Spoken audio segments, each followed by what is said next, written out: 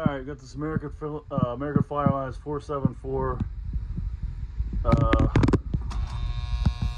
Wants to run. It's getting power. The light bulb is working. Oh, that's the problem. This is touching. But you can see, and it wants to run. Oh.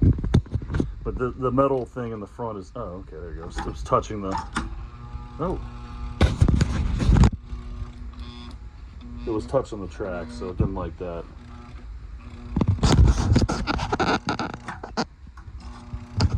Alright, making weird noises.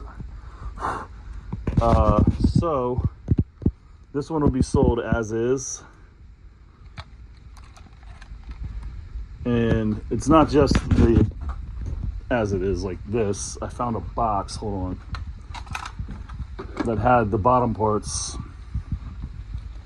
Give me 1 second. Bunch of cool stuff we're about to list. So I gotta get it out of the train room and onto the internet. But it'll come with all these other parts. So knuckle couplers, resistors, and probably everything you need to fix it and put it back together is in this box. Yeah, look at that. And